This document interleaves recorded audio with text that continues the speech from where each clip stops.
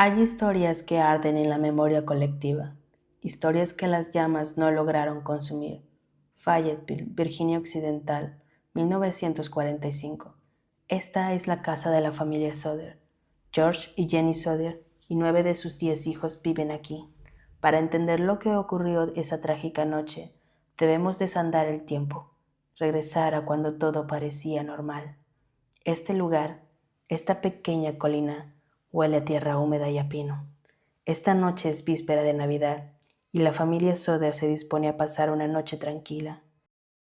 A mitad de la noche el teléfono suena y Jenny, la señora Soder, baja a responder una llamada donde solo se escucha la risa de una mujer.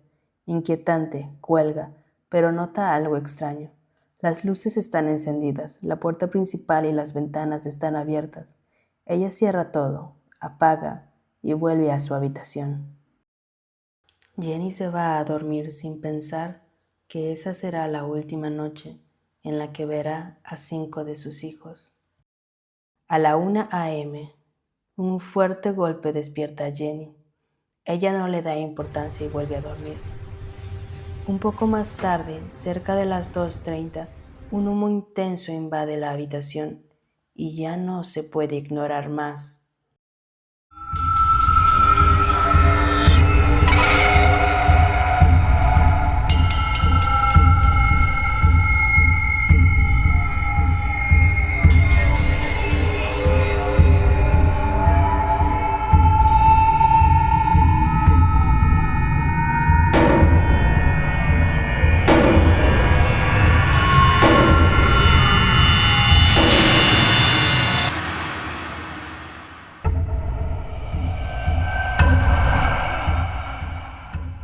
Bienvenido al Archivo Emmy, el lugar donde cada caso olvidado, cada sombra en la historia y cada pregunta sin respuesta encuentra un nuevo camino.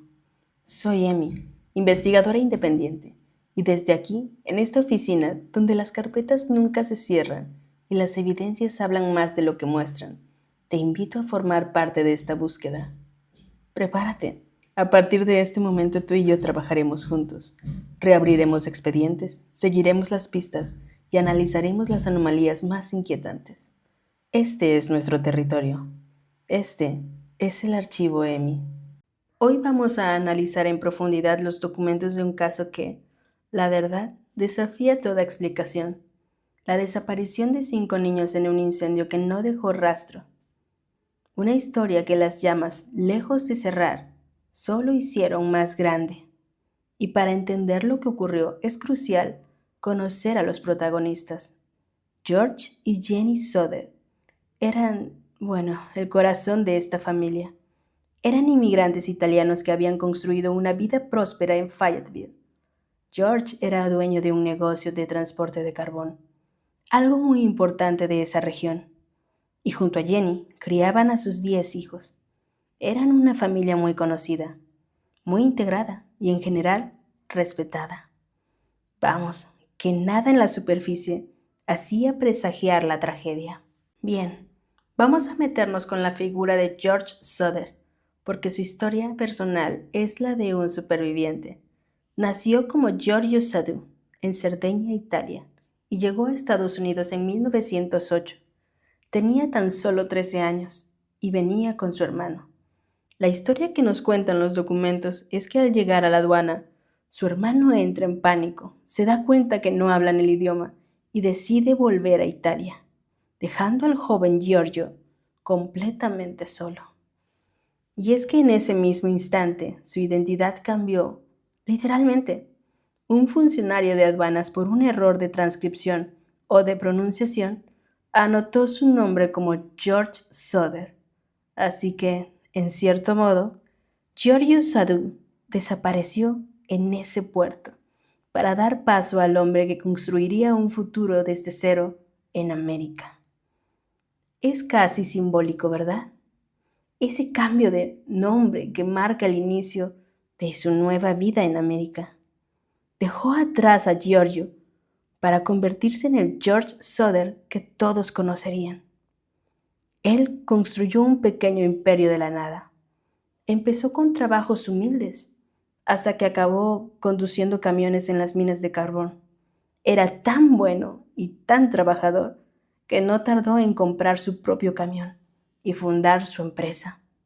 Un ejemplo de éxito que, sin embargo, parece que no le sentó bien a todo el mundo. Exactamente ese éxito y su fuerte personalidad fueron los que le generaron conflictos.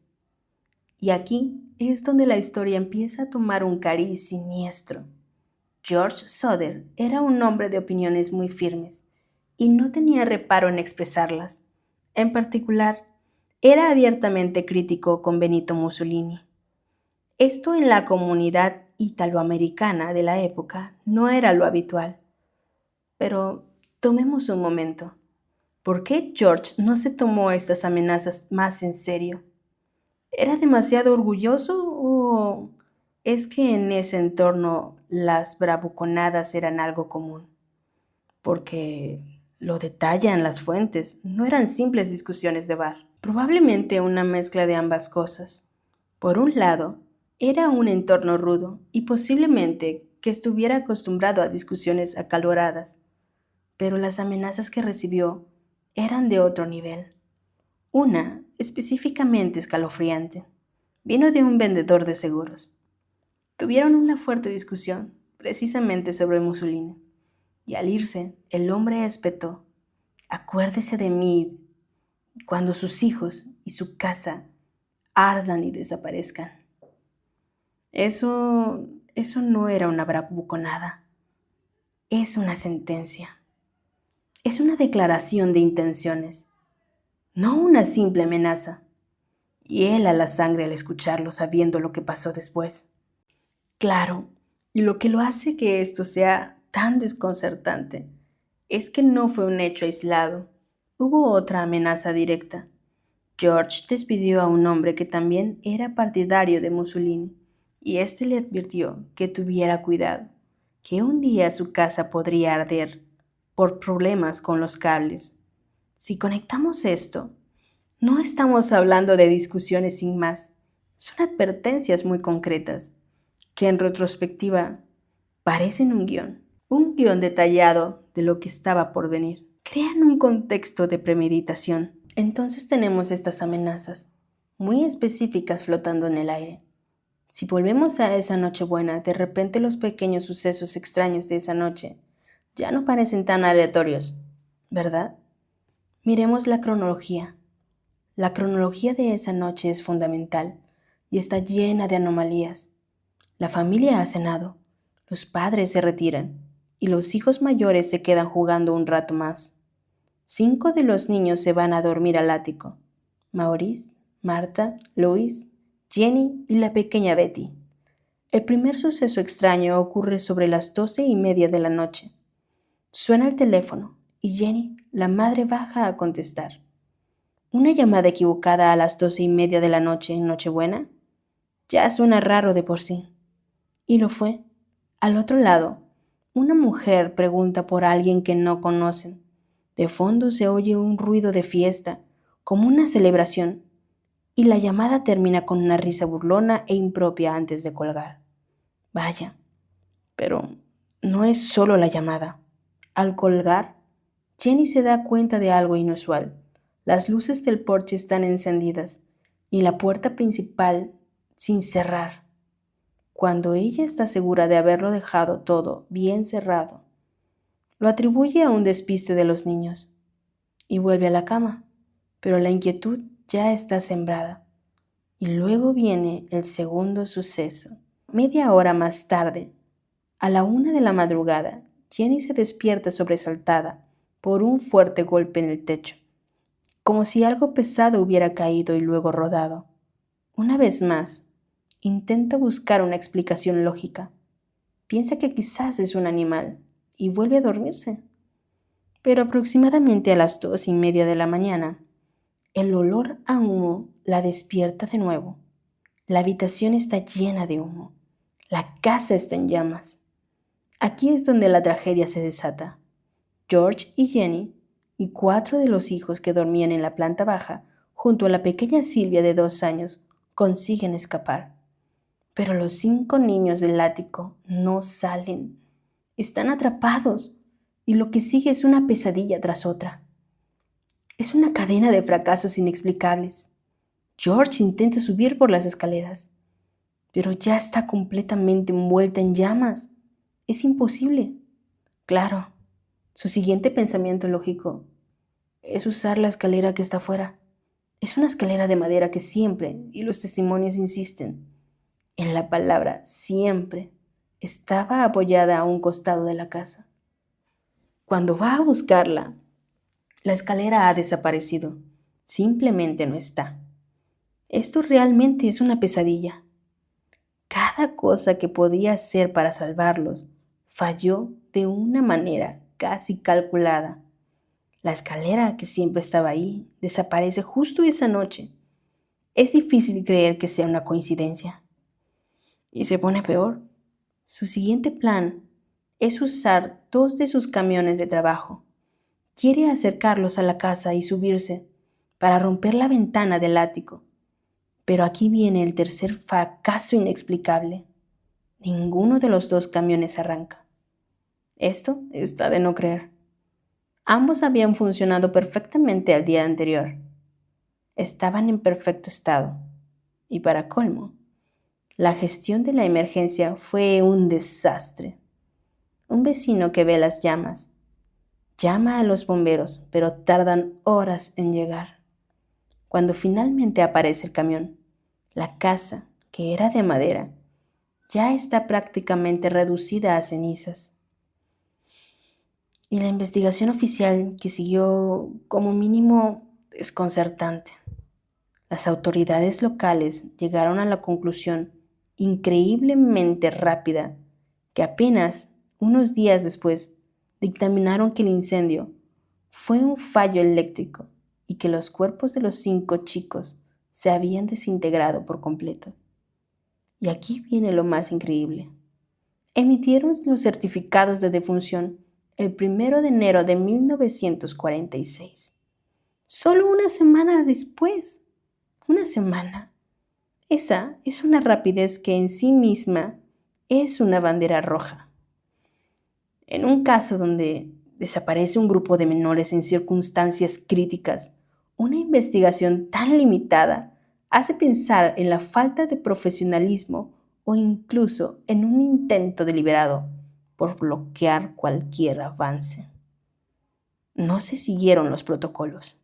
Para George y Jenny, esa explicación era inaceptable. La idea de que no quedara absolutamente nada de aquellos niños, ni un hueso, ni un diente, les parecía imposible.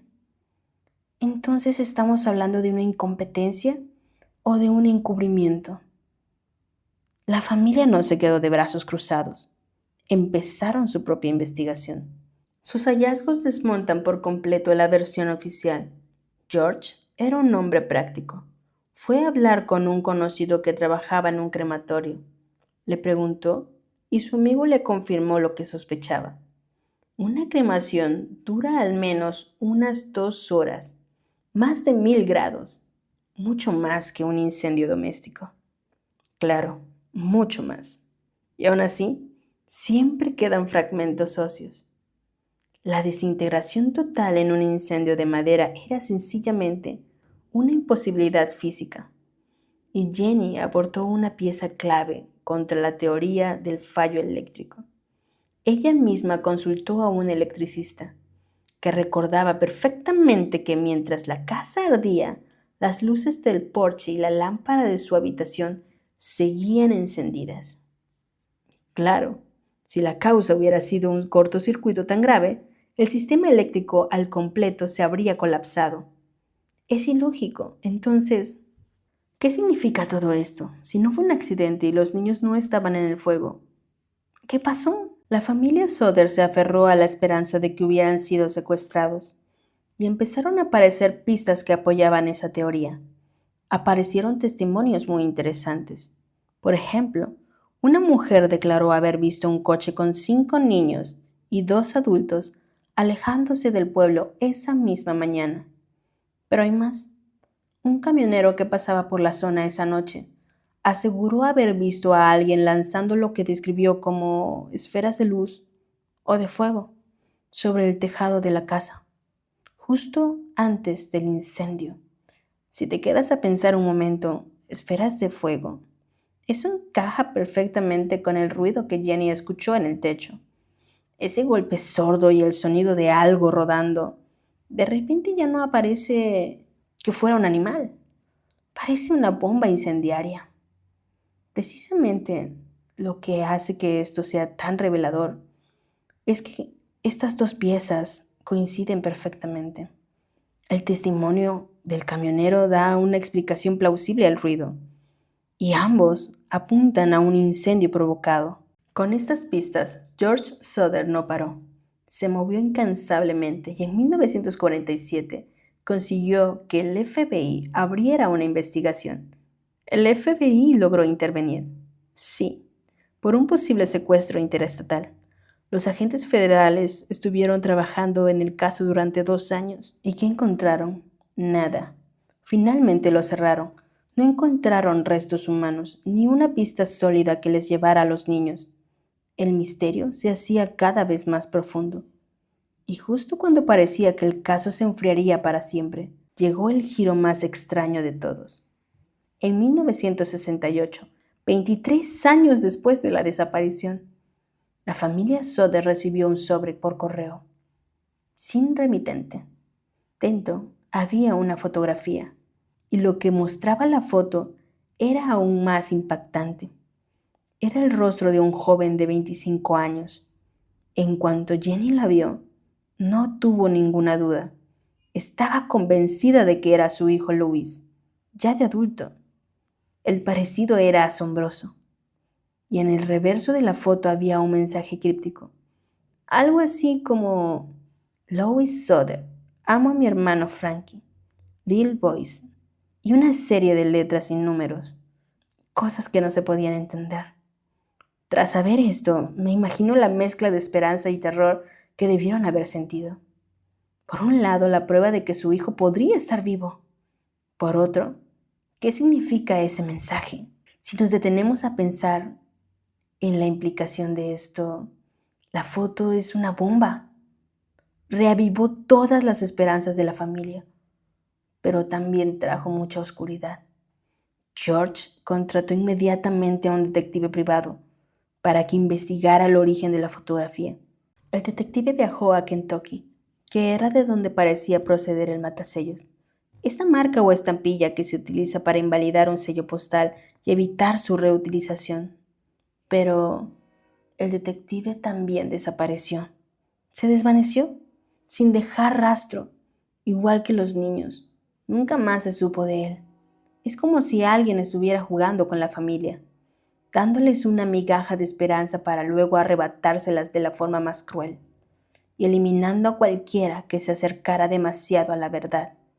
Cada puerta que parecía abrirse llevaba a un callejón sin salida aún más oscuro.